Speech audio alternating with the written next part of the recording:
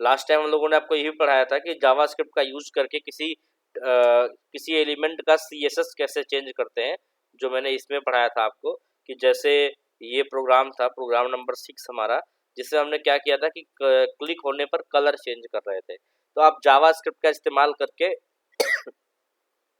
CSS भी modify कर सकते हैं इस तरीके से। आगे का जो कॉन्सेप्ट है वो देखिए, तो हम आपको एक बताते हैं कि कैसे स्लाइडर बनाया जाता है। ये स्लाइडर अगर बनाना हो हमें इमेजेस का तो कैसे बनाया जाता है। स्लाइडर हमने आपको बूटस्ट्रैप में सिखाया था, लेकिन बूटस्ट्रैप में तो बना बनाया स्लाइडर होता है जो कि काफ़ी एडवांस होता है, उसके अंदर काफ़ी फीचर्स होते हैं। लेकिन अगर हमें बिना बूटस्ट्रैप के एक वेबसाइट में स्लाइडर क्रिएट करना हो सिंपली, तो कैसे क्रिएट किया जाएगा उस पर देखिए, ध्यान दीजिएगा।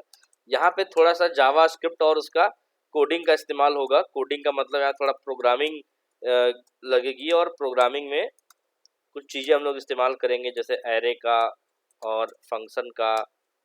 देखिए सेव किया मैंने इस प्रोग्राम को, प्रोग्राम 8.html, ठीक है, प्रोग्राम 8.html।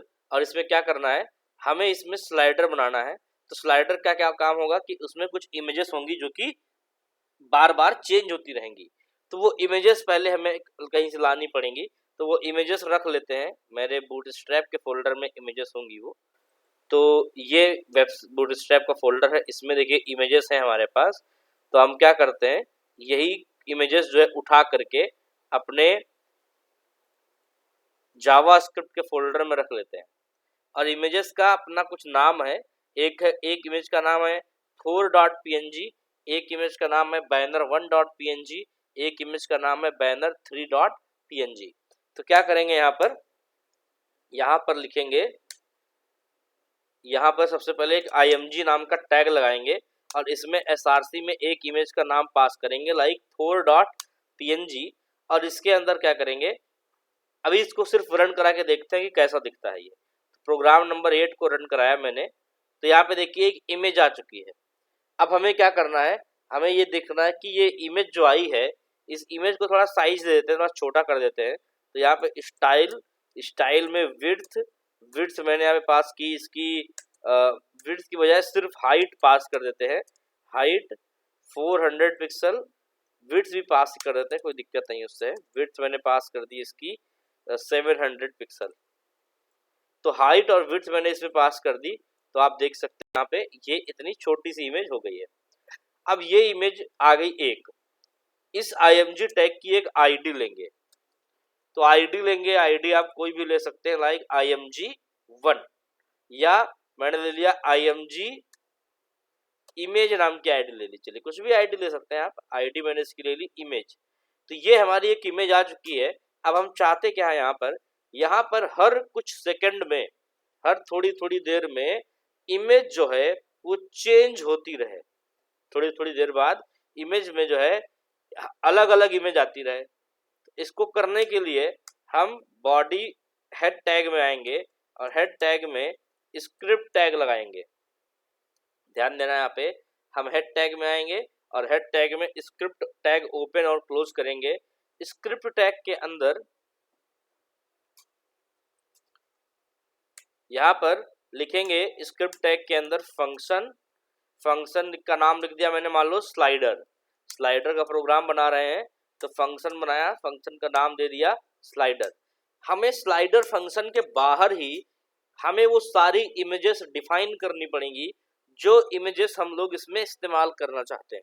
तो कैसे डिफाइन करेंगे, इसके लिए हम लोग इस्तेमाल करेंगे जावास्क्रिप्ट में एरे का।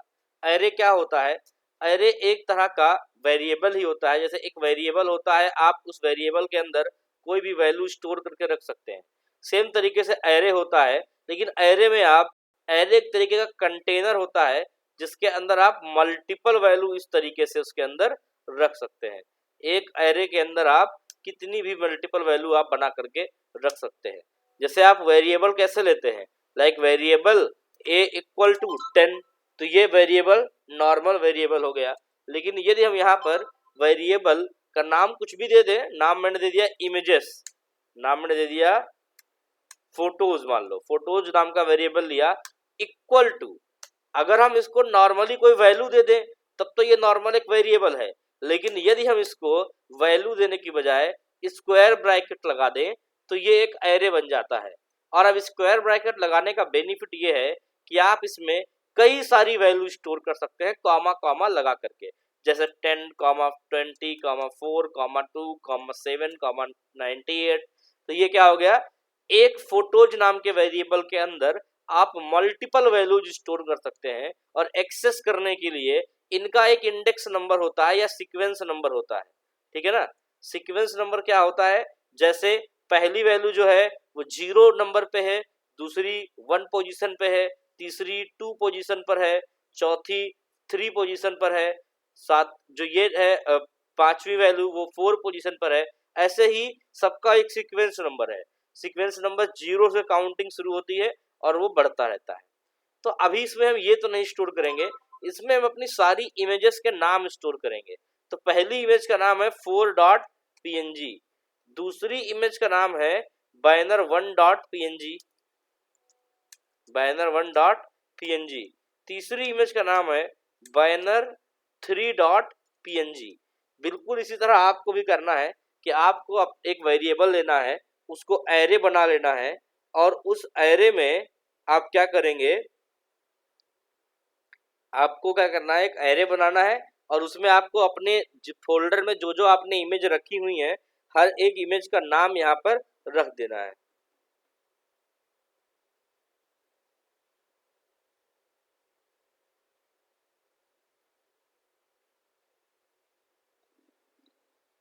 ठीक है, तो ये लॉजिक है यहाँ पर।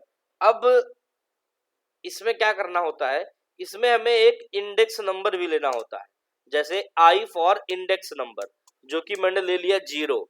मतलब मैं ये मानता हूं कि यहाँ पर पहली जो इमेज आए, जो स्लाइडर के थ्रू जो इमेज आएगी उसमें से इनमें से कौन सी सबसे पहले इमेज आएगी, तो वो इमेज आएगी 0 वाली, मतलब कि जिसका पोजीशन 0 होगा। पोजीशन मतलब इंडेक्स नंबर।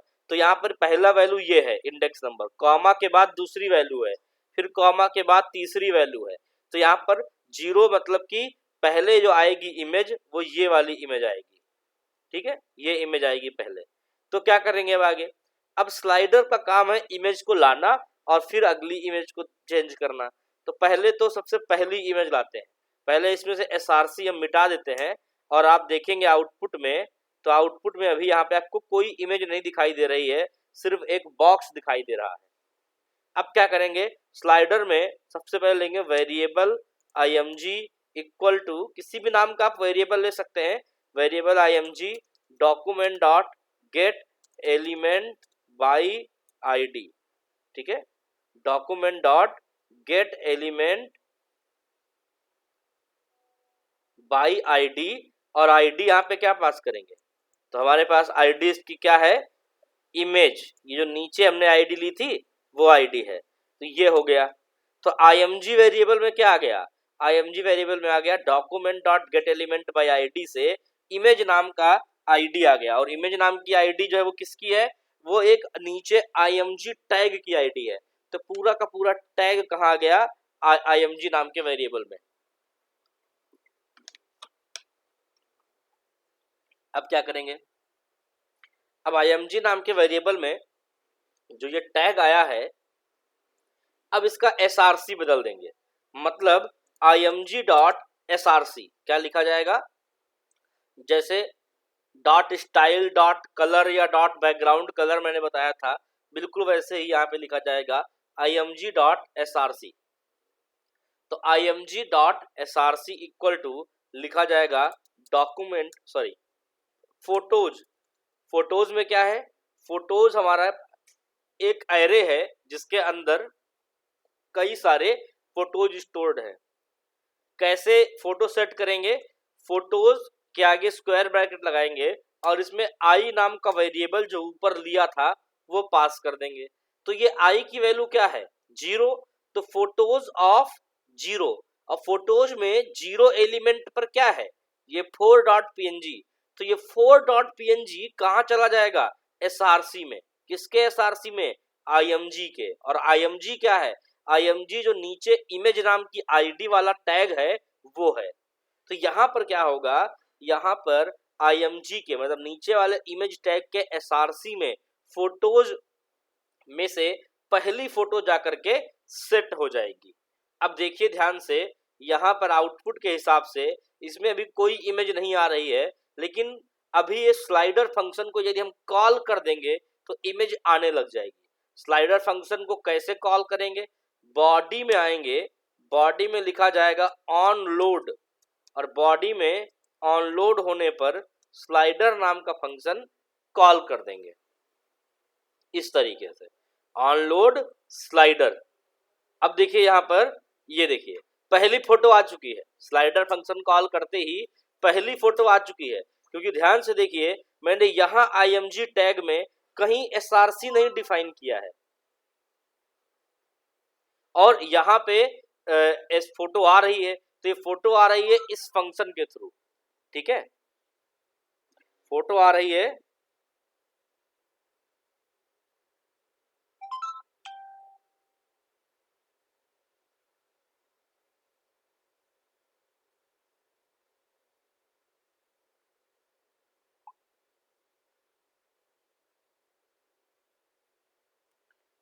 तो आगे का बताते हैं हम आपको, 1 मिनट दीजिएगा।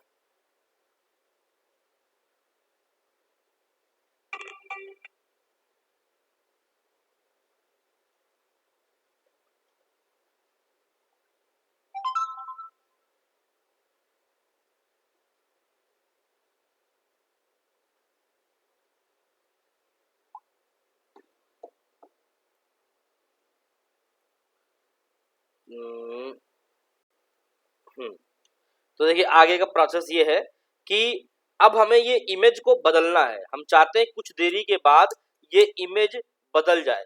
बदलने के लिए कुछ नहीं करना है, यहाँ पर आई को बढ़ा देना है। आई जब बढ़ जाएगा तो अगर आई बढ़ गया हो, आई मतलब 0 था तो पहली इमेज आई, अगर आई बढ़ गया तो 1 हो गया तो दूसरी इमेज आएगी। तो दूसरी इमेज जब आएगी उसको लाने के लिए स्लाइडर फंक्शन दोबारा कॉल करना पड़ेगा। अब स्लाइडर फंक्शन तुरंत कॉल नहीं कर सकते, तुरंत कॉल करेंगे तो तुरंत दूसरी इमेज आ जाएगी, पता ही नहीं चलेगा कब पहली आई कब दूसरी आई। तो यहाँ एक फंक्शन होता है set time out. Set time out function के अंदर आप क्या लिख करेंगे, यहाँ पर आपको क्या करना है, यहाँ पर आपको स्लाइडर फंक्शन कॉल कर देना है, और स्लाइडर को कॉल कर दिया मैंने यहाँ पर, और कितने सेकंड के बाद कॉल किया, मान लो 300 सेकंड के बाद। तो 3 सेकंड के बाद आप देखेंगे कि यहाँ पर जो फोटो है वो बदल जाएगी। ये देखिएगा 1 2 3 सेकंड के बाद देखिए फोटो बदल गई, फिर 3 सेकंड के बाद फोटो बदल गई, लेकिन जब तीसरी फोटो आ गई तो अब चौथी फोटो है ही नहीं। तो ये देखो ब्लैंक आने लग गया, देखो ब्लैंक आया। क्यों ब्लैंक आया? क्योंकि हमारे पास स्लाइडर फंक्शन चला, 3 बार चला, तो पहली आई, फिर दूसरी फोटो आई, फिर तीसरी फोटो आई। अब आई की वैल्यू 4 हो गई, 5 हो गई, 6 हो गई, आगे इमेज है ही नहीं।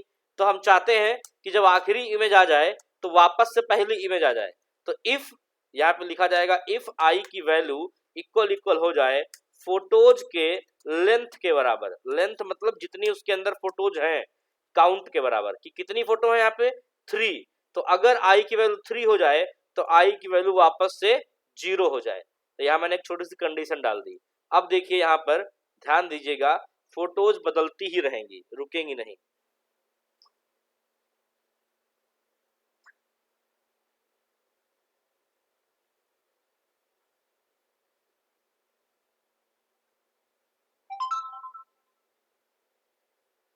ठीक है, तो ये देखिए फोटोज अब बदलती जा रही हैं।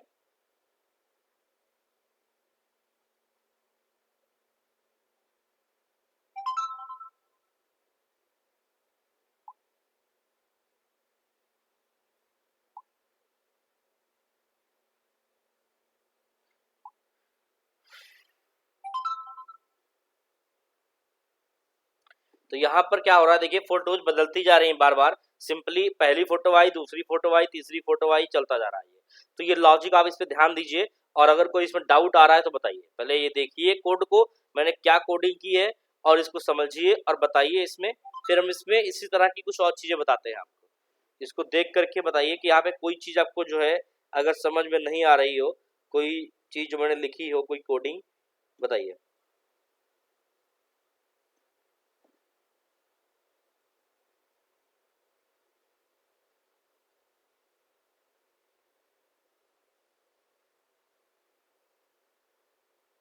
बताइए कोई चीज़ अगर समझ में नहीं आ रही हो आपको, चैट में या फिर आप स्पीक अपना माइक ऑन करके बता सकते हैं।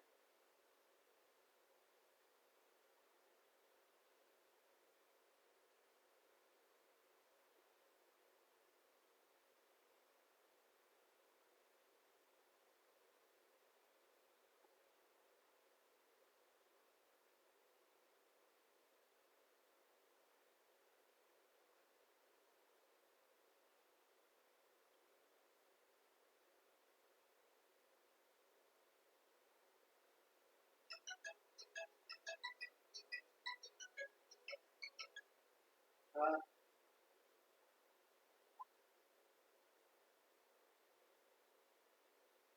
तो तुमको एमएचओ एपीके नहीं मिला है?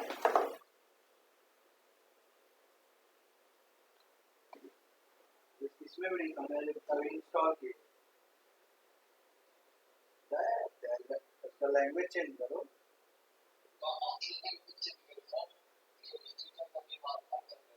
इंग्लिश करो ना। इंडिया इंडिया है तो देखो, तो मैं तुम्हारा ही जो हमको भेजे वो भेजे, उसी को मैं देख रहा हूँ। मेरे में भाई इंग्लिश ही चल रहा है, मैं तो इंस्टॉल किया हूँ।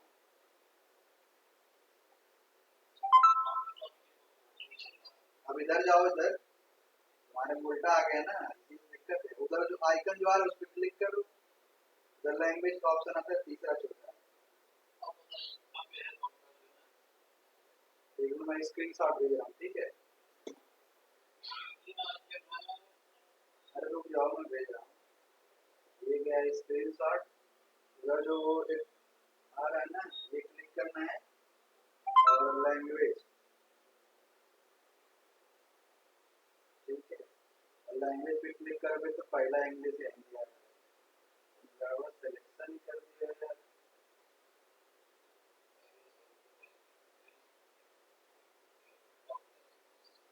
देखो एक स्क्रीन भेजा मैं, उर्दू में उल्टा चलता ही है ना, ठीक है? तो जो तुम्हारे अब आ रहा है राइट साइड के कॉर्नर, वो देखो।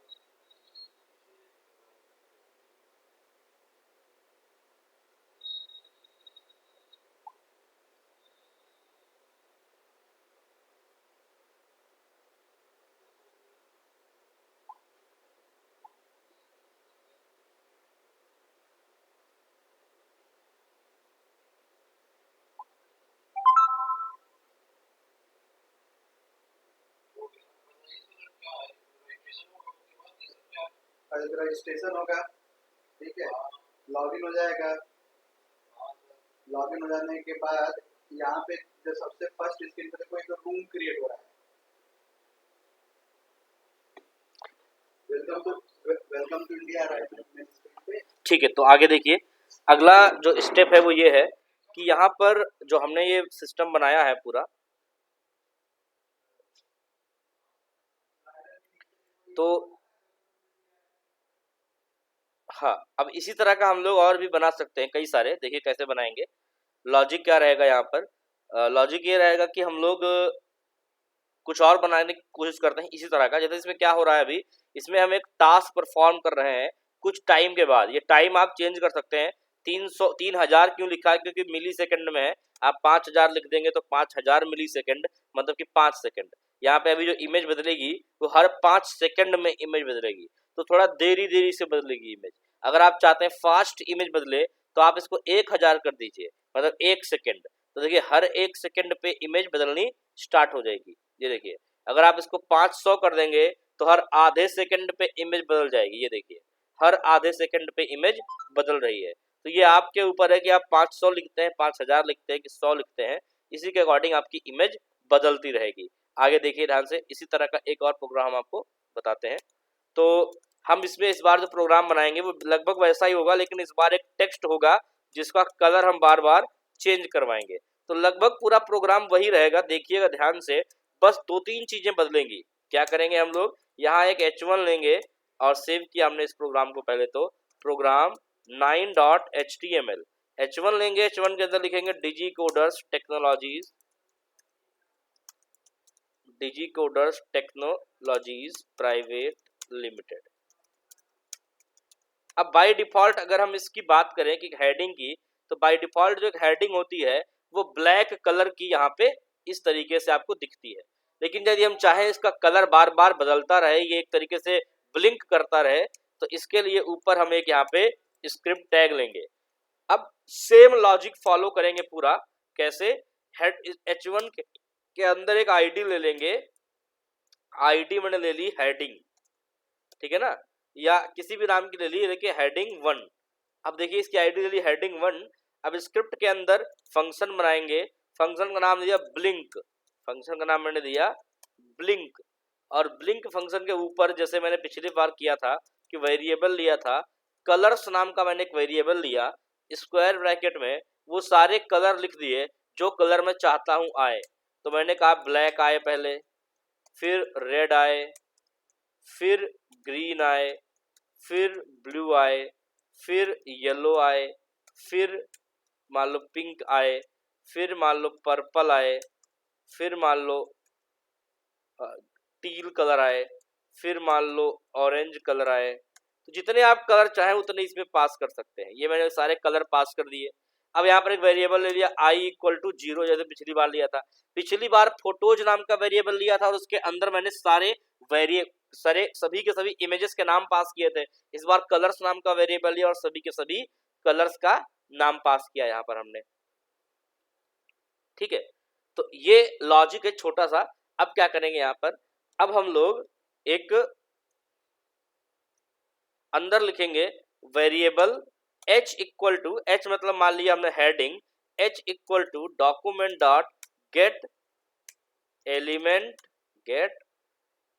Element by ID. आईडी क्या है? हेडिंग 1। अब यहाँ h dot style dot colour = colours of I. Logic आप समझिएगा, h डॉट स्टाइल मतलब h की हेडिंग की स्टाइल में कलर चेंज करना है, और कलर क्या हो जाए? कलर्स का आई में क्या है? 0, और कलर्स में क्या है? वो सारे कलर्स। तो आई मतलब 0 मतलब पहला कलर आ जाएगा। अब आई को बढ़ा देंगे तो क्या होगा? दूसरा कलर आ जाएगा। और फिर इसके लिए set time out function use करके ब्लिंक नाम के फंक्शन को फिर से मान लो 2 सेकंड के बाद कॉल कर देंगे। अब ये ब्लिंक नाम के फंक्शन को पहली बार बॉडी के ऑन लोड पर कॉल कर देंगे। ये देखो, अब ब्लिंक पहली बार यहाँ कॉल होगा और फिर पहला कलर ये आएगा, दूसरा कलर ये आएगा और ऑरेंज कलर तक आएगा। देखते हैं तो ये देखिए यहाँ पर पहला कलर, दूसरा कलर, हर 2 सेकंड पे कलर चेंज हो रहा है, ठीक है। तो ये देखिए येलो आ गया आपका, ये आपका आ गया पिंक, इसके बाद आपका आ गया पर्पल, टील कलर आ गया ये, इसके बाद आपका आ गया ऑरेंज, और इसके बाद आ गया आपका ऑरेंज पे देखिए रुक गया ये। अब ऑरेंज पे रुक क्यों गया ये आगे चलना चाहिए था, क्यों नहीं चला? वही दिक्कत हो गई कि आई में वैल्यू बढ़ती गई, ऑरेंज तक पहुंची, ऑरेंज के बाद फिर से बढ़ी, तो आगे अब तो खत्म हो गया ये। तो फिर मैं यहाँ पे क्या करूंगा, जैसे मैंने पिछली बार किया था, इफ आई की वैल्यू बराबर बराबर हो जाए कलर्स के लेंथ मतलब जितने उसके अंदर कलर है उसकी लेंथ के बराबर हो जाए यदि, तो आई की वैल्यू 0 हो जाए। मतलब अगर आई की वैल्यू ऑरेंज पर पहुंच जाए तो फिर से ब्लैक से स्टार्ट हो जाए। तो अब देखिए टाइमिंग थोड़ी कम कर देंगे तो आपको लगेगा कि बहुत बढ़िया ब्लिंक कर रहा है ये। तो 500 मतलब आधा सेकंड। अब देखिए हर आधे सेकंड में इसका कलर जो है देखिए बदल रहा है, और ऑरेंज के बाद वापस से ब्लैक हो रहा है। तो ये भी बढ़िया से चल रहा है, कोई दिक्कत नहीं इसमें है। तो इस तरीके से आप जो है इसका इस्तेमाल करिए और इस तरीके से देखिए कलर्स जो है आप बदल सकते हैं। तो ये है आपका बेसिक सा तरीका कि किस तरीके से आप किस सेट टाइम आउट फंक्शन का यूज करके कोई काम कर सकते हैं जो बार बार होता रहे, बार बार यहाँ पे ये काम होता रहेगा, ठीक है। तो ये है बेसिक सा लॉजिक। तो अभी जावास्क्रिप्ट में बस एक टॉपिक बचा है, फॉर्म वैलिडेशन। कल जावास्क्रिप्ट का ये भी टॉपिक कंप्लीट हो जाएगा और फिर हम लोग जो है लगभग जावास्क्रिप्ट का काम कंप्लीट हो जाएगा और हम लोग आगे बाकी की चीज़ें पढ़ेंगे। तो अगला परसों से मतलब जावास्क्रिप्ट खत्म होने के बाद हमारा नेक्स्ट जो होगा वो पाइथन स्टार्ट होना है। तो सभी लोग क्लासेज अभी जब भी क्लासेस चलती हैं तो आप लोग मिस नहीं करिएगा, कोशिश करिएगा। और बाकी कोई डाउट हो आप लोगों को तो आप लोग बताइए। आज की क्लास में हमने 2 प्रोग्राम बताए हैं, इन प्रोग्राम को आपको प्रैक्टिस करना है, प्रोग्राम नंबर 8, प्रोग्राम नंबर 9, ठीक है। ये प्रोग्राम आपको उसी लिंक पर पहुंच चुके होंगे। मैं लिंक प्रोग्राम की आज फिर से भेज दूंगा आपको, ताकि आपको वो लिंक इजीली मिल जाए। तो ये सारे प्रोग्राम आपको मिल जाएंगे वहां पर। तो आज की क्लास में यही, लेकिन आगे अब जावास्क्रिप्ट लगभग खत्म है और आगे हम लोग पाइथन शुरू करने वाले हैं। तो पाइथन हमारा लास्ट टॉपिक है, लगभग ट्रेनिंग हमारी खत्म होने वाली है। तो आप लोग आप बताइए कि कोई डाउट है अगर तो आप बता दीजिए। पुराने जो मैंने अभी तक पढ़ाए हैं चीज़ें, उनके मैंने जो भी आपको वीडियोस दिए हैं उनको आप लोग पढ़ते रहिए। जो भी वीडियोस मैंने दिए उनको रिवाइज करते रहिए और चीज़ें दोबारा से पढ़ते रहिए। अभी अगर किसी कोई डाउट हो तो वो पूछ सकता है आपसे, बताइए। ठीक है, तो कल मिलते हैं। लेकिन ध्यान रहे कि अभी जावास्क्रिप्ट भी खत्म हो रहा है, पाइथन शुरू हो जाएगा, तो आप लोग क्लासेस डेली रेगुलरली ज्वाइन करिए, ठीक है। Thank you all of you.